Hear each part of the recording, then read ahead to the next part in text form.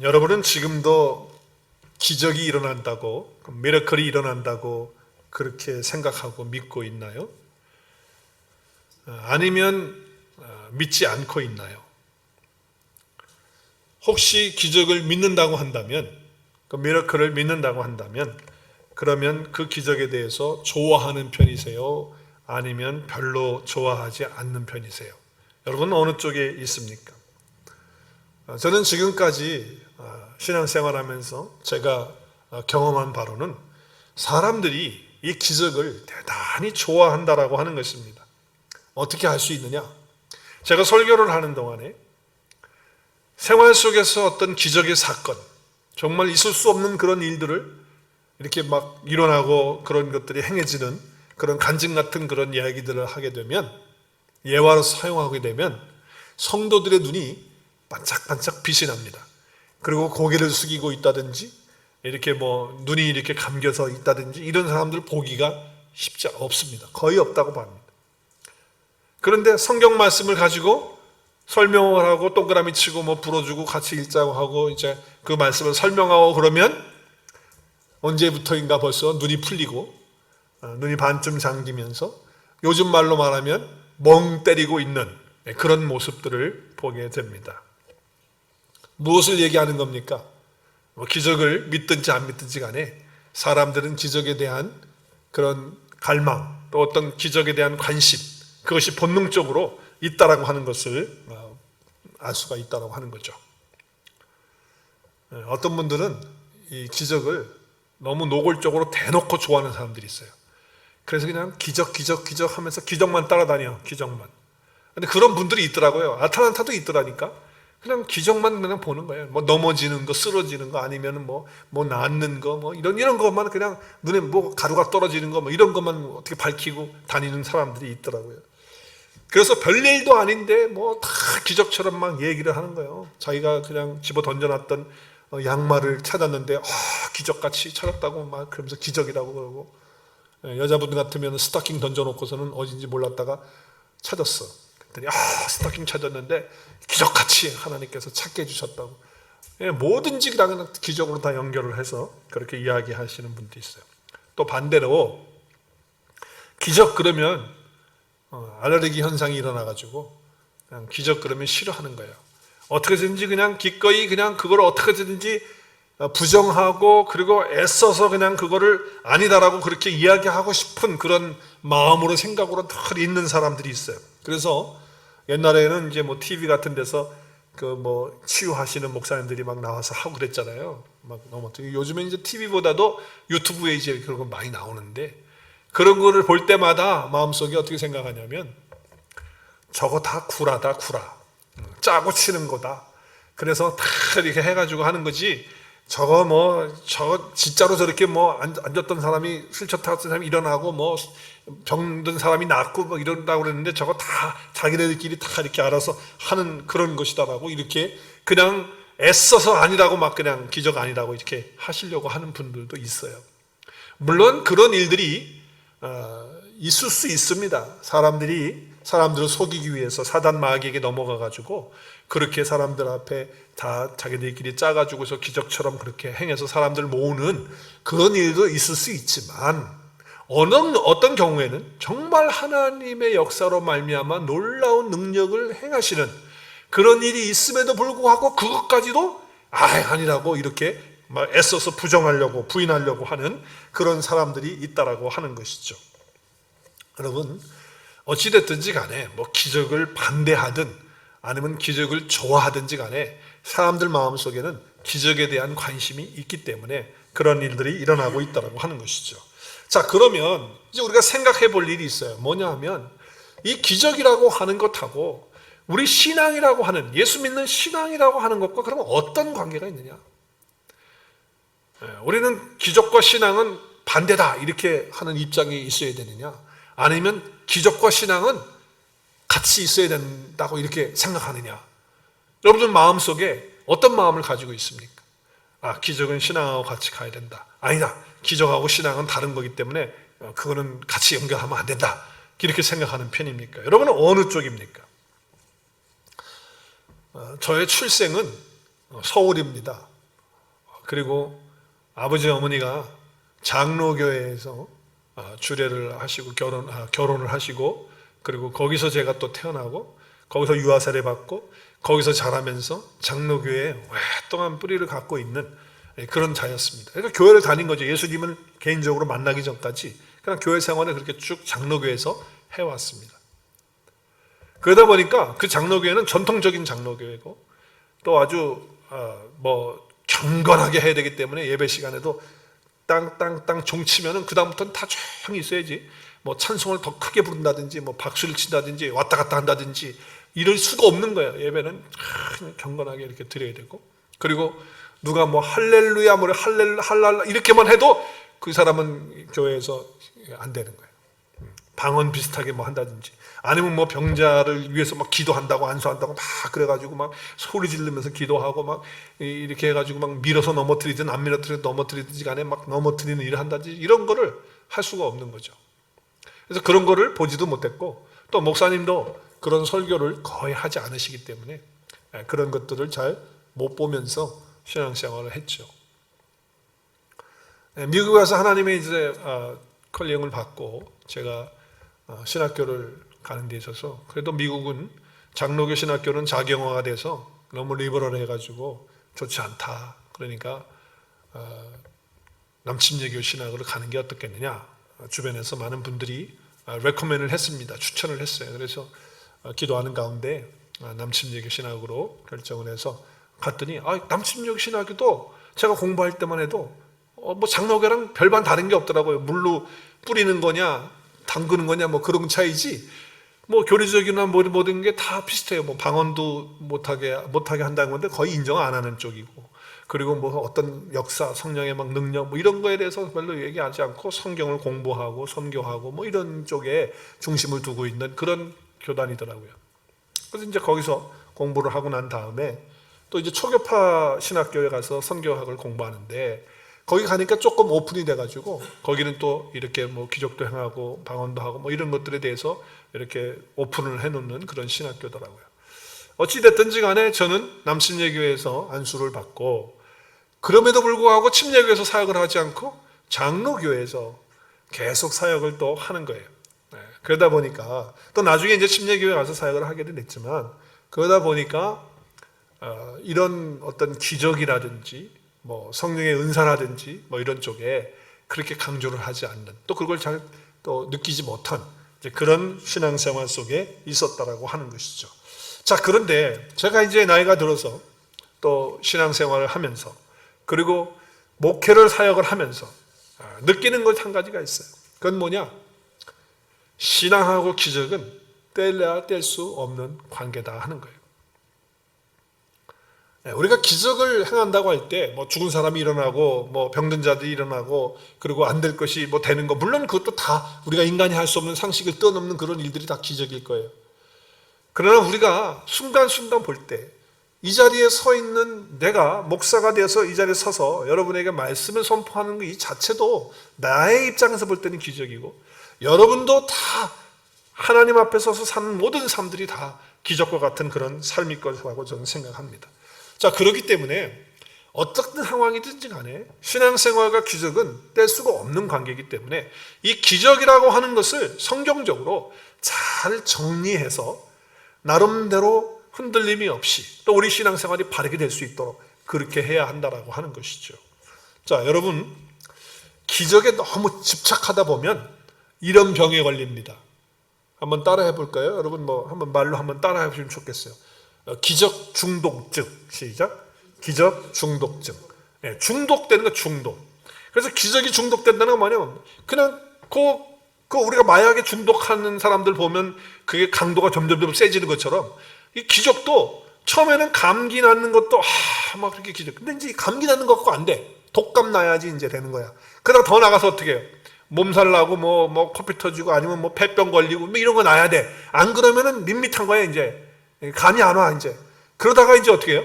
암까지 가가지고 암 또 죽을 병 이런 데서 나야지 이제 제대로 기적이 되는 거지. 그건 안 되는 거예요. 그래서 점점 강도가 세어지는 이제 그런 것이 되어지는 거죠. 여러분, 이렇게 기적 중독증 증세를 갖게 되면요, 신앙의 균형이 깨져요. 위험할 수 있다는 거예요. 저는 아름답게 잘 성장할 수 있는 이 그리스도인들이 이 기적 중독증에 걸려가지고 망가지는 경우를 많이 봤어요. 또 이단에 빠지는 사람도 꽤 봤어요. 왜냐하면 그 기적이라고 하는 걸 추구하다 보면, 또 그 기적만을 자꾸 생각하다 보면 이 신앙이 흔들리는 거예요. 신앙이 잘못 가는 거예요. 안타깝게도 목사님들 중에도 그런 분들이 있었어요. 제 주변에도 있었어요. 괜찮은 목사님이셨어요. 나름대로 하나님 말씀 잘 이렇게 인도하시고 또 말씀도 좋고, 그리고 나름대로 차근차근 성도들을 잘 말씀으로 양육하는 그런 목사님이셨는데, 어느 집회에 이제 인도하러 가셨는데 자기가 이렇게 기도해 주는데 사람이 막 쓰러지는 거야. 평생 처음 보는 거죠. 자기는 목회하면서 그런 거 못 봤는데 막 쓰러지는 거야. 그리고 병든 자들이 와가지고서 기도해달라고 그 교회에서 병든 사람, 아픈 사람 와서 기도를 했는데, 기도해주는데 기도해주고 나서 얼마 안 있다가 오는 소식이 다 나왔다. 목사님이 기도해 주셔서 낫다. 이런 역사들이 일어난 거예요. 그러다 보니까 목사님이 거기에 마음이 이제 쏠려가지고, 야, 나도 이렇게 하면 쓰러지는구나. 내가 아주 다 낫는구나. 기적의 역사 일어나는구나. 이래가지고서 말씀에 중심하는 그런 어떤 목회하던 거에서 방향을 틀어가지고 기적 중독 증세에 들어가는 그런 목회를 하니까 목회가 망가져버리는, 그리고 성도들을 바르게 인도하지 못하는 그런 모습도 본 적이 있어요. 안타깝죠. 여러분, 기적이라고 하는 것이 신앙생활에 그렇게 해가 될 수 있다라고 하는 것이에요. 그런 반면에 해만 되느냐? 그렇지 않아요. 기적은 신앙과 함께 큰 우리의 도움이 되어지는 그런 은혜와 역사가 있다고 하는 거예요. 그래서 어떻게 보면 이 기적은요, 영적인 축복이 우리에게 될 수 있는 것들이라고 하는 거예요. 그래서 이 기적은 양면에 칼날같이, 이쪽 칼날과 이쪽 칼날처럼 그렇게 양면성이 있다라고 하는 것이죠. 그렇다고 한다면 우리 그리스도인들은 기적에 대한 정리가 잘 돼 있어야 된다는 거예요. 대체 기적이 뭐냐? 왜 하나님께서 이 기적을 성경에 많이 이렇게 기록해 놨을까? 그럼 오늘날도 기적이 일어나느냐? 라고 하는 이런 모든 것들을 통해서 그럼 내 신앙생활이 기적과 함께 어떻게 가야 되느냐? 라고 하는 것을 잘 정리해 놔야 된다고 하는 거예요. 자, 오늘 말씀은 우리가 너무 잘 아는 말씀이에요. 우리 주일학교 때도 아마 어려서부터 신앙생활 한 사람들은 수십 번 설교를 들을 것이고, 어른이 되셨어도 여러분 이 오늘 첫 번째 예수님 행하신 이 가나 혼인잔치에 물이 변해서 포도주 되게 하는 거는요, 길 가는 사람한테 물어봐도 거의 다 알 정도로 유명한 그런 말씀이죠. 자, 그런데 이 말씀을 통해서 오늘 결론으로 예수님이 하신 말씀이 있어요. 사도 요한을 통해서 기록한 말씀이죠. 11절 말씀이 결론인데 우리 같이 읽을까요?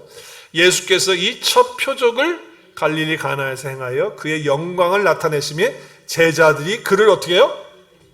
믿으니라 그랬어요. 자, 여기 보니까 첫 표적이라고, 이렇게 기적이라고 하지 않고 첫 표적이라고 하시면서 사도 요한이 기록을 하고 있어요. 여러분, 요한복음을 쭉 공부해 보면 요한복음에는 7번에 걸친 예수님 행하신 기적을, 이적을, 그 표적을 기록해 놓고 있습니다. 그런데 요한이 신기하게도 다른 복음서에는 그렇게 하지 않는데 넘버를 달아요. 넘버. 그러니까 1번, 2번 이렇게 숫자를 달아요. 그래서 가나에서 행한 이 표적을 첫 번째 표적이라고 그래요.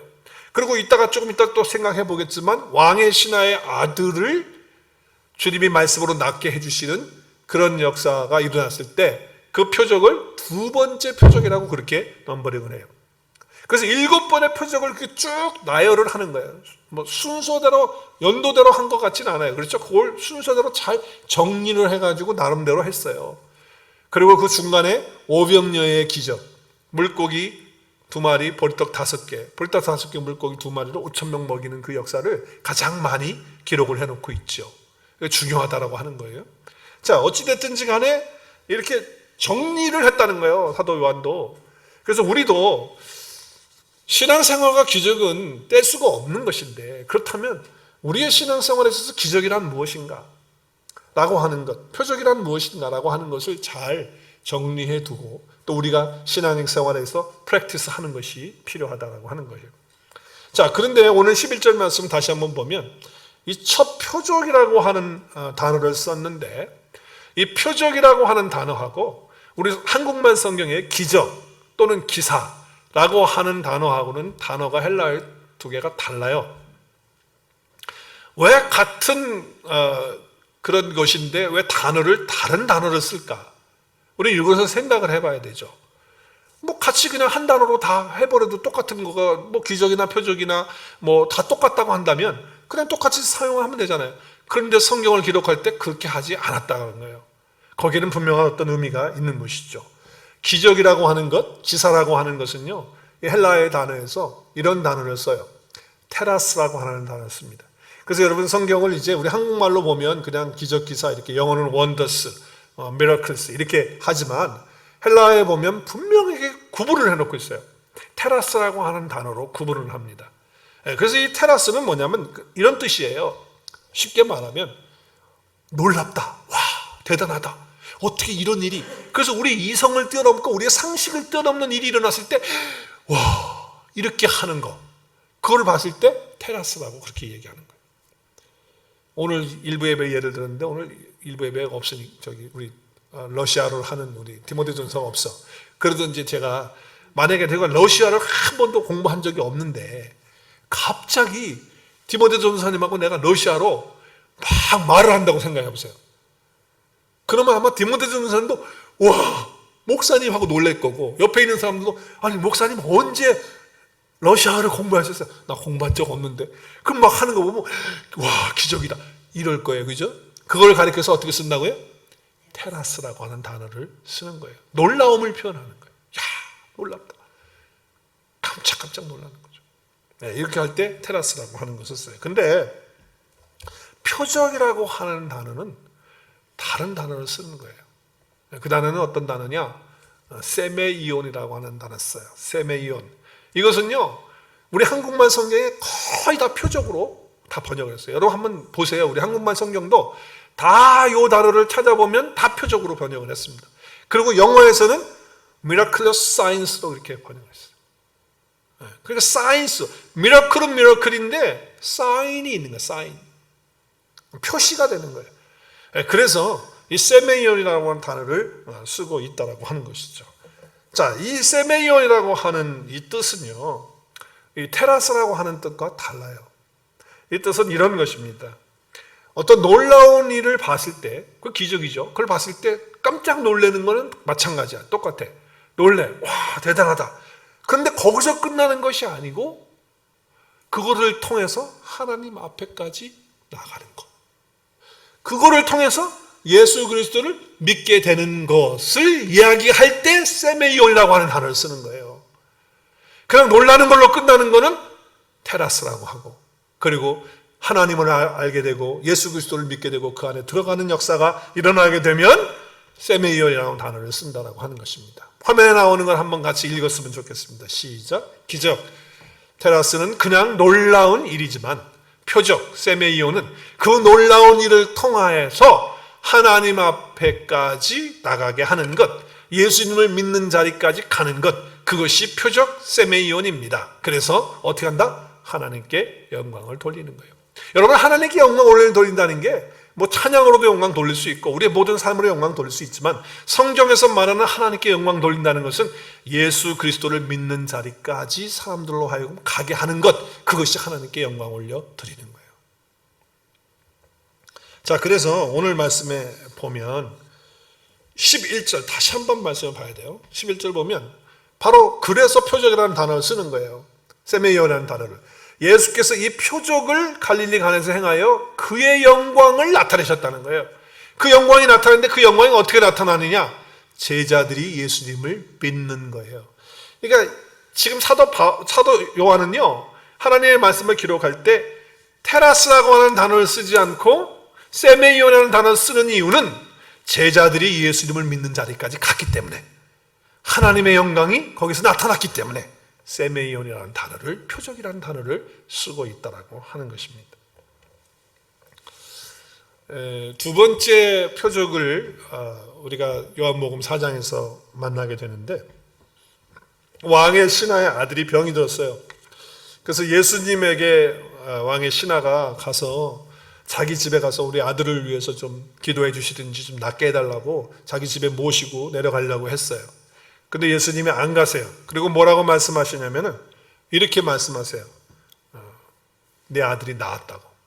근데 그 말씀을 하시기 전에 예수님은 지금 자기 아들을 지금 신하가 자기 아들을 좀 낫게 해달라고 그렇게 얘기했는데 예수님이 하시는 말씀이 뭐냐면 이런 말씀이에요. 예수님께서 그 신하에게 이렇게 말씀하세요. 뭐라고 말씀하시냐? 너희는 표적이나 기사를 보지 않고서는 전혀 믿으려 하지 않는다는 거예요. 그래서 여기 표적과 기사를 단어를 어떤 단어를 쓸까요? 네, 표적과 기사를 단어를 똑같이 세메이온과 테라스를 쓰고 있다라고 하는 거예요. 그래서 믿는 것하고 지금 표적하고 연결을 시키고 있는 거죠. 이러시면서 믿으려 하지 않는다라고 말씀하시면서 내 아들이 나았다 이렇게 얘기를 하셨어요, 예수님이. 그래서 그 사람이 어떻게, 그 신하가 어떻게 합니까? 예수님이 하신 말씀을 믿고 자기 집으로 가는 거예요. 아들을 보기 위해서. 대단하죠. 자, 그렇게 가고 있는데 집에서는 지금 아들이 누워서 막 끙끙 앓다가 갑자기 애가 일어나가지고 멀쩡해지는 거예요. 그래가지고 다 난 거예요. 그래서 집에 있는 신하들이 왕의 신하를 만나기 위해서 오다가 중간에서 신하하고 만나게 되죠. 그렇죠? 그래서 만나서 야 어떻게 됐냐 물어보니까 낳았다는 거야. 아들이 낳았다는 거예요. 그래서 알아보니까 어떻게 예수님이 내 아들이 낳았다는 그 말을 한 시점하고 아들이 낳는 시점하고 똑같은 거예요. 기적이 일어난 거죠. 놀라운 역사가 일어난 거죠. 그렇죠? 자, 그래서 어떻게 됐어요? 내 아들이 살았다는 말씀하신 그때가 바로 그때다. 그래가지고서 어떻게 해요? 자기와 그 온 집안이 다 예수님을 믿게 된 거예요. 자, 그래서 예수님을 믿는 자리까지 가게 되니까 단어를 어떤 단어를 쓰느냐? 어떤 단어를 써요? 기적이나 기사라는 단어를 쓰지 않고 표적이라고 하는 세메이온이라고 하는 단어를 쓰고 있는 거예요. 예수님을 믿는 자리까지 갔다는 거예요. 우리가 기적을 행하고 이적을 행하고 또 하나님의 놀라운 능력이 나타나고 놀라운 어떤 역사들이 일어날 때 그냥 그걸로만 빠져가지고 뭐 금가루가 떨어지는 거야, 사람이 쓰러졌대, 뭐 기도만 하면 넘어간대, 그리고 뭐 그 병자가 낫대, 뭐 그걸로 끝나는 거는요 테라스밖에 안 되는 거예요. 정말 세메이온이 돼야 돼요. 그래서 우리의 이 모든 기적들이 예수 그리스도를 믿고 그 하나님 앞에 나갈 수 있는 그 자리까지 가는 것이 돼야 진정한 기적인데, 사람들은 뭐예요? 그 현상, 그 기적에 쫓아다녀서 기적 중독증에 걸리니까 그것이 위험한 거라는 거예요. 초대교회 사도들도 마찬가지예요. 하나님의 능력의 말씀을 전할 때 어떤 일이 일어났습니까? 계속해서 나오는 게 뭡니까? 뭐라고 말씀하시죠? 큰 권능과 기사와 표적 가운데서 베푸셔서 예수 그리스도를 증거하게 하셨다는 거예요. 그 여기에 기사와 표적이라는 게 뭘까요? 기사는 테라스, 그리고 표적은 세미온을 이렇게 번역을 해놓고 있다라고 하는 거예요. 또 계속해서 사도행전 말씀에 보면 사람마다 두려워하는데 사도들로 말미암아 뭐가 나타나요? 기사와 표적이 많이 나타나는데 왜 나타나느냐? 사람들 놀래키려고? 야 깜짝 놀라가지고 놀랬다, 야 이런 일이 있냐? 이런 걸로 끝내게 하려고? 아니에요. 표적까지 가기 위해서 하는 거예요. 기적과 표적. 그래서 기적과 표적, 기사와 표적이 있는 거예요. 사도들은 이 일을 위해서 기도했어요. 이 일을 위해서 기도했어요. 이적과 기사가 일어날 수 있도록, 표적이 일어날 수 있도록 기도했어요. 그래서 손을 내밀어 병을 낫게 하시고 표적과 기사가 거룩한 종 예수의 이름으로 이루어지게 해달라고 사도들이 기도를 했다는 거예요. 왜 그렇습니까? 이 표적과 기사를 통해서 하나님 앞에 나가는 역사가 있고 예수 그리스도를 믿는 그런 자리까지 갈 수 있도록 하기 위해서 이렇게 기도했다라고 하는 겁니다. 지금 우리 시대에도 기적은 일어납니다. 다 조용하시네요. 안 일어납니까? 아멘? 네, 일어납니다. 2020년을 살아가고 있는 우리 그리스도인들에게, 특별히 오늘의 교회 성도들에게 기적이 필요합니다. 또 지금 이 코로나19 팬데믹 이런 시절에 우리가 이거 삶 가운데서 놀라운 일이 우리 가운데 있어야 됩니다. 이런 기적이 우리 가운데 있어야 될 줄로 믿습니다. 그런데 그런 기적으로 끝나는 것이 아니라 그 기적이 어디까지? 표적으로 끝까지 연결이 되어서 정말 예수 그리스도를 믿게 되고 잃어버리진 영혼들이 하나님 앞에 나오게 되는 그런 놀라운 역사들이 있어서 하나님께 영광 올려드리는 우리 온누리 교회 성도들의 삶이 되고 우리 교회가 될 수 있기를 주의 이름으로 축복합니다. 그런 은혜가 있어야 돼요. 자, 이제 제가 이 말씀을 준비하면서 우리 교회 성도들에게 기적이 필요하다. 그래서 기적에 대한 설교를 하나님 마음에 주셨어요. 주일에 하라고 하는 마음을 줘서 이렇게 하는데 한 가지 걸리는 말씀이 딱 떠오르는 거예요. 그 예수님이 하신 말씀이 나하고 반대되는 말씀 하셨거든요. 그게 걸리잖아요. 그게 뭐예요? 마태복음 12장 39절 말씀, 29절, 39절 말씀에 보면 이렇게 말씀하셨어요. 예수께서 대답하여 이르시되 시작. 악하고 음란한 세대가 뭘 구해요? 표적을 구하나 선지자 요나의 표적밖에는 보일 표적이 없느니라. 자, 여기 보니까 표적을 구하는 사람들은 어떤 사람들이냐? 어떤 사람들이? 악하고 음란한 세대가 표적을 구한다는 거예요. 근데 우리는 지금 뭐야? 내가 설교를 해야 되는 내용은 기적과 표적을 구하고, 그리고 오늘 설교 제목이 뭐예요? 내 삶 속에서 표적을 체험하는 그런 삶을 살자라고 하는 건데, 아니 그러면 악하고 음란한 세대가 되도록 성도들에게 설교하는 거니까 이건 심각한 문제가 되는 거예요. 그렇지 않습니까? 한번 생각해 보세요. 이 말씀을 딱 보면, 그래서 내가 이제 여기에 표적이라고 하는 단어는 아마 다른 단어일 거야. 그렇잖아. 다른 단어가 돼야 되는 거 아닐까. 아마 좋은 단어가 아니고 나쁜 단어일 거야. 이렇게 생각하고 찾아봤더니, 헬라어 원문을 봤더니 깜짝 놀랄 사실은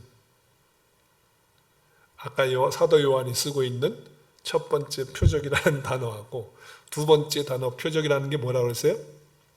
세메이온인데, 여기에 딱 찾아봤더니 뭐겠어요? 하나도 틀리지 않는 똑같은 세메이온이 딱 써 있는 거야. 오 마이 굿니스. 어떻게 하면 좋아? 어떻게 설명할까? 큰일 났다. 그런데 앞뒤 문맥을 보니까 이 문맥은 유대 지도자들, 바리새인들과 서기관들이 어떻게 하는 겁니까? 예수님을 책잡기 위해서, 예수님을 믿지 않는 그들, 예수님을 거부하는 그런 자들이 예수님을 어떻게 하려고, 쓰러뜨리려고, 넘어뜨리려고, 죽이려고 하는 정말 표적을 통해서 예수님을 믿고 아는 자리에 나가는 게 아니고 오히려 예수님을 대적하고 예수님 앞에 나가지 않게 하는 그런 표적을 구하는 거예요. 그러니까 예수님이 뭐라고 그래요? 요나의 표적밖에는 너에게 보일 표적이 없다. 여러분, 요나의 표적이라는 게 뭐예요? 요나가 하나님 말씀 안 듣고 지멋대로 가라는 대로 안 가고 반대로 다시스로 가다가 큰 물고기 뱃속에 들어가게 되는데, 근데 그 수월이라고 하는 그것이 사실 큰 물고기도 되지만 그 영적인 의미를 보면, 성경 전체적인 문맥을 보면 그건 뭐냐면 죄와 사망을 얘기하는 거예요. 그러니까 예수님께서 죄와 사망의 그 자리까지 완전히 내려가셔서, 그 내려간 사건이 뭡니까? 십자가의 죽으심과 부활이 아니에요. 그래서 그 자리에, 십자가의 자리에서 죄와 사망의 문제를 내려가셔서 완전히 해결하시고, 그리고 부활하셔서 승리하셔서 우리에게 생명을 주신 그거예요. 그러니까 여러분, 모든 것을 다 처리하시고 없애시고 생명을 주시는 그 사건을 말씀하신 거죠. 이 십자가의 죽으심과 부활을 얘기하신 거예요. 그래서 어디까지 가는 겁니까? 예수 그리스도를 믿고 그 안에 생명을 얻는, 하나님 앞으로 나오는 그 역사까지 가는 것, 그것이 진짜 표적인데, 지금 바리새인들과 서기관들이 하고 있는, 구하고 있는 표적은 어떤 표적입니까? 예수님께 나가는 표적이 아니에요. 죄와 사망의 문제를 해결하는 그런 표적이 아니란 말이에요. 그러니까 그런 표적을 구할 때는 뭐다? 악하고 음란한 세대예요. 그러니까 우리가 기적을 구하고 놀라운 일을 구하고 하나님 기적을 베풀어 주시죠 하는데, 그런데 계속해서 예수 그리스도의 십자가의 사건과 연관이 되어지지 않는 그런 기적이라고 한다면, 그런 놀라운 일이라고 한다면 다 뭐라고 얘기한다? 주님이 악하고 음란한 세대다라고 이렇게 말하신다는 거예요. 여러분, 이 표적에 대해서, 기적에 대해서 이제 정리를 하셔야 돼요. 영어 표기에는 miraculous sign이라고 이렇게 계속해서 그렇게 설명하고 있습니다. 저는 여러분이 이 표적을 구하고 또 이 표적을 체험하는, 이 표적의 삶을 체험하는 그런 은혜가 있기를 바라고, 정말 아침부터 저녁까지 이 표적으로 꽉 차시는 여러분의 삶이 될 수 있기를 주님의 이름으로 축복합니다. 그런 은혜가 있기를 바라요. 하나님의 역사를 바라보는 거예요. 하나님의 손길에 매우 민감하게 되는 거죠. 여러분 그런 거 아니겠어요? 하나님이 역사하셔서 하나님이 나타나고 하나님 앞에 가는 자리까지 가는 거니까 이게 얼마나 익사이드 가는 겁니까? 얼마나 흥분되는 겁니까? 이런 게. 이런 삶이 우리 매일매일 삶 가운데 있어야 된다는 거죠. 자, 그러면 어떻게 내 삶 속에서 이 표적을 체험하면서 살 수 있느냐? 오늘 본문의 말씀을 통해서 우리는 크게 두 가지를 생각해 볼 수 있어요. 그 첫 번째는 오늘 말씀 1절과 2절인데 한번 1절, 2절을 보겠습니다. 화면에 안 나갑니다. 1절, 2절에 보면 이렇게 돼 있죠. 사흘째 되던 날 갈릴리 가나에 혼례가 있어 예수의 어머니 마리아도 거기 계시고 예수의 제자들도 혼례의 청함을 받아서 그 자리에 있습니까? 없습니까? 그 자리에 지금 있는 것입니다. 마리아도 어찌됐든지 도와주러 갔든지 어찌됐든지 거기에 가서 그 자리에 있었고, 제자들이 12명이 다 갔는지 안 갔는지 모르겠지만 아마 다 가지는 않았을 것 같고, 아무튼 제자들도 함께 예수님하고 있었어요. 자, 그렇다고 한다면 우리가 정말 이렇게 지금 포도주가 다 떨어져서, 그 잔치에서 포도주가 얼마나 중요한 역할을 하는데 그 포도주가 다 떨어져서 지금 문제가 되어지는 이런 상황 속에 기적이 필요해요. 표적이 필요해요. 그럴 때 우리가 어떻게 체험할 수 있느냐? 그런 건 다른 거 아니에요. 예수님이 거기에 계셔야 된다는 거예요. 우리의 삶 속에 예수님이 계시지 않으면 어떤 상황이 있든지 간에 예수님이 내 삶 속에 계시지 않는다면, 그 상황에 계시지 않고 내 삶에 계시지 않는다고 한다면, 그렇다고 한다면 우리는 기적과 표적을 체험할 수가 없다라고 하는 것입니다. 여러분, 계신다고 할 때 주님이 24시간 계시는 것을 얘기하는 거예요. 항상 계시는 거죠. 마켓이나 또 이렇게 상점들 보면, 주유소 같은 데도 보면 24시간 이렇게 오픈하는 데가 있어요. 24시간. 그래서 그런 데서 24시간 오픈한다고 그러는데, 신앙생활 하면서 나는 24시간 주님과 함께 오픈해서 살고 있습니다, 이렇게 말하시는 분들 들어보신 분 있으면 손 들어봐요. 온누리교회 성도 빼고. 우리 온누리교회 성도들은 주님과 24시간 동행하니까 할렐루야. 네. 그런데 24시간 오픈하지 않고 대부분의 성도들이 어떻게 삽니까? 주일날 11 to 12, 11시부터 12시까지 혹은 12시 20분까지 오픈, 그리고 클로즈. 그렇게 사는 사람들이 대다수예요, 대다수. 그런 사람들에게는 하나님의 기적과 표적의 역사가 일어날 수가 없다라고 하는 거예요. 여러분, 24시간 주님 앞에 열어놓은 사람은 주님이 행하시는 그 기적과 표적이 우리의 삶이 돼서 예수 그리스도를 믿는 그 자리, 예수님을 나타내는 그 자리까지 우리의 삶으로 나갈 수가 있다라고 하는 것이죠. 자, 여러분, 24시간 정말 예수님 모시면서 그렇게 산다고 했는데, 그렇다고 한다면 그게 뭡니까? 그러면 24시간 동안에 잠자는 시간에도 예수님 하면서 삽니까? 여러분 정말 그렇게 살아요? 그렇게 사는 사람 손으로 봐요. 그냥 항상 예수님이야. 예수님. 일할 때도 예수님. 그렇게 생각하면서 사냔 말이에요. 그렇지 않잖아. 우리가 일할 때는 예수님 잊어버리고 일해요. 또 운전하고 다닐 때도 예수님 잊어버리고 그렇게 가요. 그죠? 그리고 바쁜 일이 있고 그럴 때 예수님 생각하는 때가 없어요. 근데 언제 생각하느냐? 밥 먹을 때 생각하잖아요. 식사기도 하니까 식사기도 하면서 예수님 하면서 부르면서 예수님 생각하는 거예요.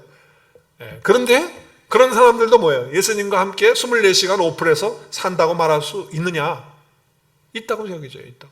우리가 살아가면서 예수님은 순간순간 좀 잊어버리고 살아갈 때가 있죠. 그렇지만 어떤 어려운 상황이 닥쳤다, 아니면 어떤 문제를 해결해야 된다, 아니면 어떤 것들에 대해서 내가 생각할 때에 이것들은 예수님 아니면 안 된다라고 하는 생각을 가지고 예수님 앞에 나가는 사람, 또 예수님의 이름을 부르고 하나님의 말씀을 펴고 묵상하고 기도하는 그 자리에 나가는 사람이야말로 주님과 24시간 함께 하고 있는, 24시간 오픈하고 있는 사람이에요. 그런데 말로는 24시간 오픈했다고 그랬는데 실제로는 뭐예요?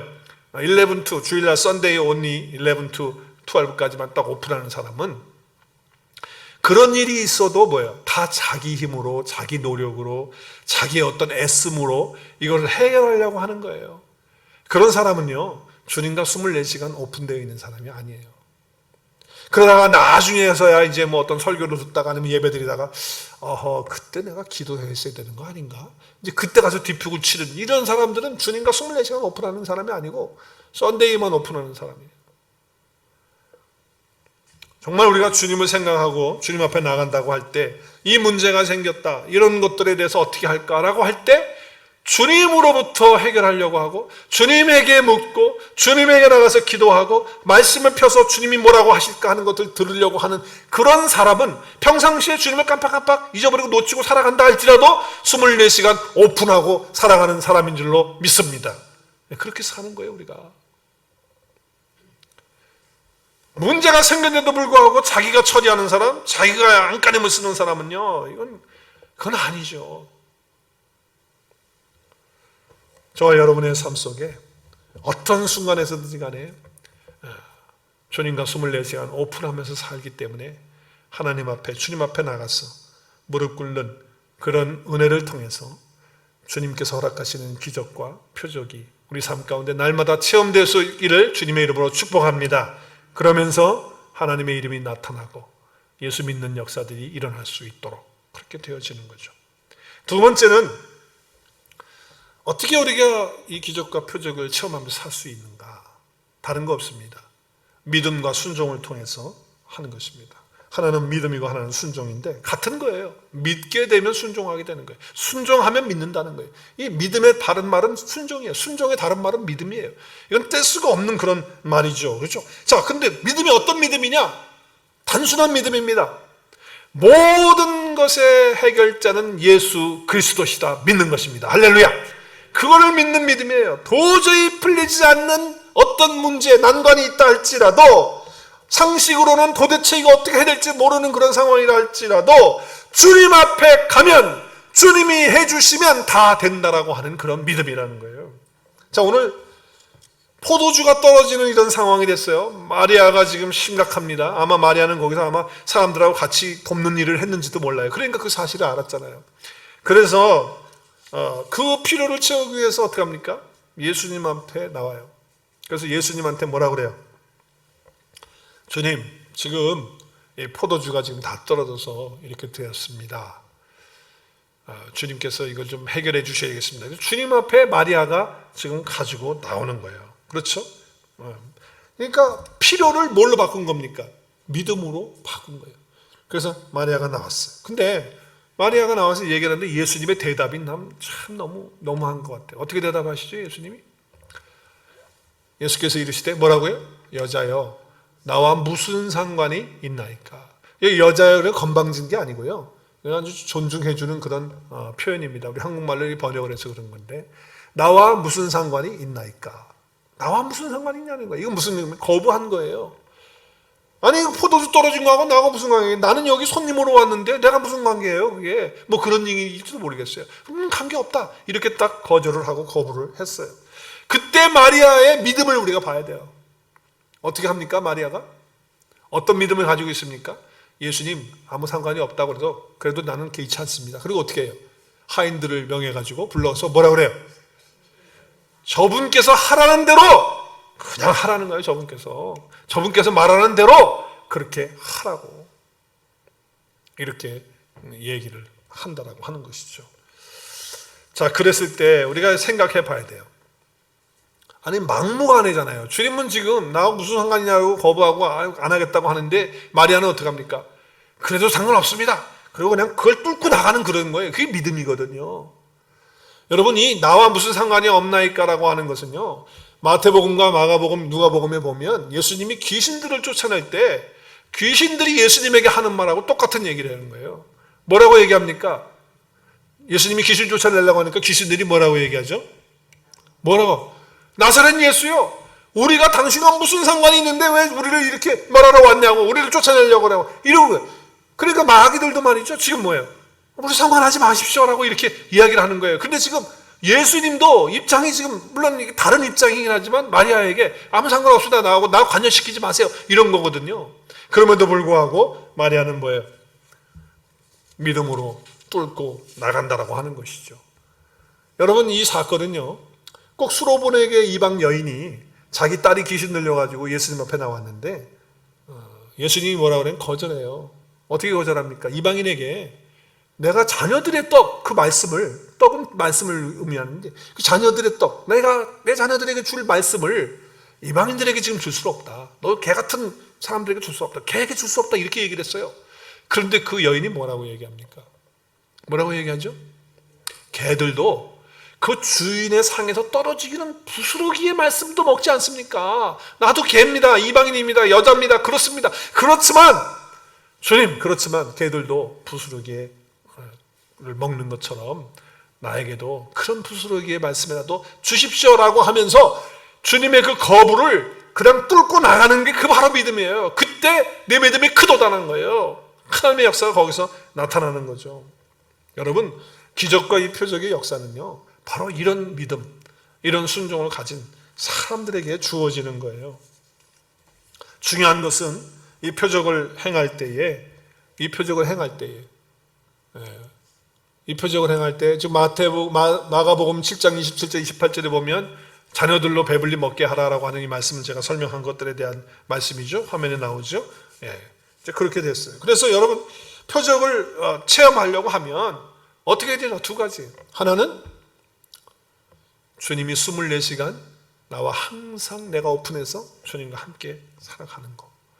그리고 또 한 가지는 아무리 거절하는 것 같고 아무리 자존심 상하는 것 같다 할지라도 주님 앞에 믿음으로 뚫고 나가는 그런 믿음. 주님이 다 아니면 안 됩니다. 주님만이 해결자이십니다 라고 하면서 그냥 밀고 나가는 그런 믿음이 필요한 것이고, 그리고 순종이 또 필요한 것입니다. 자, 이 표적을 체험할 때 하나님의 영광이 나타나는데 그 영광이 뭡니까? 영광이 뭐라 그랬어요? 하나님의 자녀들을 찾아서 주님 앞에 나오게 하는 것, 그것이 영광이라고 하는 것이. 자, 그런데 이 말씀 속에 이 지금 놀라운 표적의 증인이 되는 사람들이 누구냐면 순종했던 하인들이에요. 자, 하인들은 그저 물을 갖다가 불안해서 부었어요. 그리고 그걸 갖다가 연회장에 갖다 떠주라는 거예요. 그냥 그대로 따라서 순종, 믿었기 때문에 순종하는 거예요. 그냥 순종. 그때 그들은 증인이 되어지는 역사가 이루어진 거예요. 자, 그래서 다른 사람은 다 몰랐어요. 연회장도 모르고. 그래, 누구만 압니까? 물 떠온 하인들만 알게 되는 그런 역사가 일어났다고 하는 거죠. 아무도 몰랐는데 하인들이 증인이 돼서 나오는 거예요. 그렇기 때문에 여러분, 이 하인들의 이 순종의 역사는요, 결국은 하나님의 그 놀라우신 표적의 역사를 보게 되는 거고, 그리고 그 표적의 증인들이 돼가지고 어떻게 하느냐? 제자들이 예수님을 믿게 되는데 예수님이 가서 야, 너희들 이거 기적 봤으니까 너 나 믿을 수 있지, 너 표적 봤으니까 믿었지, 예수님이 그렇게 설명한 게 아니에요. 지금 이 하인들이 제자들에게 가서 오늘 11절의 말씀에 보면 이 첫 표적을 갈릴리 가나에서 행하여 그의 영광을 나타내시면 제자들이 그를 믿으니라. 여기 지금 그의 영광을 나타낼 때 누가 가서 말해주냐면 알고 있는 사람은 하인이에요. 무리면에서 포도주 된 것을 누구만 알고 있습니까? 하인들만 알고 있어요. 그러면 이 표적이 하인들을 통해서 알려지면 하인들이 말하는 거 아니에요. 증인이 된 거예요. 그래서 제자들이 믿게 되는 역사가 일어나게 되었다고 하는 거예요. 증인은 누가 될 수 있느냐? 순종한 사람들이 될 수 있다는 거예요. 순종한 사람들만이 표적의 증인이 되는 거예요. 기적의 증인이 바로 그 사람들이 되는 거다, 그 말이에요. 여러분, 오늘 혼인잔치에서 두 사람이 정말 1등 공신입니다. 누굽니까? 마리아와 하인들입니다. 정말 가장 축복 가운데 있는 사람들이죠. 정말 믿음의 사람이었고 순종의 사람들이었어요. 여러분에게 다시 한번 말씀을 권합니다. 여러분, 표적을 사모하시고요, 또 표적을 체험하는 그런 삶을 이루시길 바랍니다. 자, 그래서 그렇게 되면 어떤 역사가 일어나느냐, 어떤 축복이 우리 가운데 일어나느냐? 놀라운 축복이 일어나죠. 위경에 있는, 성경에 있는 얘기가 아닌데 하나만 할게요. 위경에 있는 얘기예요. 이 얘기를 보면 꼭 성경에 있는 얘기는 다 잊어버리고 또 그런 얘기만 또 여러분이 기억하시는데, 예수님하고 베드로하고 제자들이 산에를 올라가는 거예요. 산에 올라가는데 예수님이 갑자기 제자들에게 돌들을 너희들이 짊어지고 갈 수 있는, 가능하면 좀 큰 돌로 너희들이 들 수 있는 만큼의 큰 돌을 좀 가지고, 작은 거 가지고 가지 말고 큰 거를 좀 가지고 갔으면 좋겠다, 이렇게 제자들에게 얘기를 했어요. 그랬더니 그 제자들이 생각해 보니까 산에 올라가는데 돌이 왜 가져가 힘들게 이렇게 생각했겠죠. 그래서 어떤 제자는 그냥 에휴 돌 가지고 가라니까 조그만 거 그냥 챙겨가자. 그냥 대충 조그만 거 챙겨가고, 어떤 제자는 아유 무슨 산에 올라가는데 돌을 가지고 가 그냥 가지. 근데 베드로는 어떻게 했냐? 어떻게 했겠어요? 베드로는 그 위경에 보면 베드로는 무진장 큰 돌을 끙끙 매면서 가지고 올라간 거예요. 땀이 났겠죠. 올라가기 힘들었겠죠. 그죠? 산에 정상에 올라갔어. 그랬더니 예수님이 야 돌들 다 갖고 왔지? 예, 다 앞에 내놔라. 다 앞에 내놨어. 기도하자. 그래서 예수님이 기도를 딱 하고 났더니 그 돌들이 다 떡이 됐어. 그래서 베드로는 배부르게 먹고 조그만 거 갖고서는 배고팠고 아예 안 가져간 사람은 쫄쫄 굶는 거야. 재밌는 이야기죠. 또 이 이야기만 또 남아있으면 안 돼요. 이거 성경에 있는 얘기 아니야. 그만큼 순종하는 자들에게 하나님의 놀라운 기적과 역사가 이루어진다라고 하는 것을 말씀을 드리는 거예요. 여러분 정말 표적을 체험하기 원해요. 믿음으로 사시고요. 그리고 거부하는 것 같아도 뚫고 나가는 거, 주님 믿고 그냥 나가는 거 뚫고, 그리고 어떻게 하는 겁니까? 어떤 말씀을 주시든지 순종하는 거예요. 그대로 하는 거예요. 하인들처럼. 그러면 어떻게 되느냐? 오늘 말씀 결론이 10절입니다. 시작. 연회장이 신랑을 불러 말하되 사람마다 먼저 좋은 포도주를 내고 취한 후에 낮은 것을 내거늘 그대는 지금까지 좋은 포도주를 두었도다. 지금 저는 여기서 그대는 지금까지 좋은 포도주를 두었다라고 하는 이 말씀에 엄청난 은혜를 받아요. 여러분 정말 이 말 자체에 대단한 의미가 있다고 생각합니다. 뭐냐 하면 바로 이 표적을 체험하는 인생은 이렇다는 거예요. 내가 표적을 체험하고 기적을 체험하면 어떤 인생이냐? 지금까지 좋은 포도주를 두었다. 이야, 정말 점점 좋아지는 그런 역사가 있을 줄로 믿습니다. 여러분 신앙의 세계는 이렇게 무궁무진한 거예요. 여러분 표적을 체험하는 신앙은 살아가면 살아갈수록 좋은 포도주처럼 살아가면 살아갈수록 신앙생활을 하면 할수록 진가가 나오는 거고 기쁨이 더하는 거고 평강이 더하는 거고 능력이 더하는 것이 바로 이것이 하나님 앞에서 체험하는 표적을 경험하는 그런 삶이라고 하는 것입니다. 여러분 나이가 20대든 30대든 40대든 어떤 분들은 20대니까 전성기고 뭐 30대는 피크고 그리고 40대는 이제 저물어 가는 거고 그리고 뭐 50대 60대는 이제 다 찌그러졌고 60대 70대는 뭐 다 이제 할 수도 있는 게 뭐 있어 아무것도 없어 이렇게 되는 게 아니고 살면 살수록 그리스도 예수 안에 있는 사람들은 그 표적 가운데 체험하면서 어떻게 됩니까? 더 맛을 내고 더 진가가 되어지고 더 기쁨되고 삶이 흥분되어지는 그런 역사가 있는 것입니다. 할렐루야. 그런 은혜가 저와 여러분 삶 가운데 있기를 바랍니다. 그대는 좋은 포도주를 두었다. 이 표적 가운데 체험하면서 살아가는 사람이 이런 삶을 산다는 것입니다. 하나님은 저와 여러분에게 이런 표적을 체험하면서 살면서 아직도 하나님을 알지 못하고 예수 그리스도 안에 있지 않은 사람들을 그리스도 앞으로 인도할 수 있도록 우리에게 기적과 표적을 행해 주시고 그것들을 체험하게 하시는 것을 믿고 하나님께 영광 올려드리는 여러분의 삶이 되고 또 우리 온누리 교회가 될 수 있기를 주님의 이름으로 축원합니다.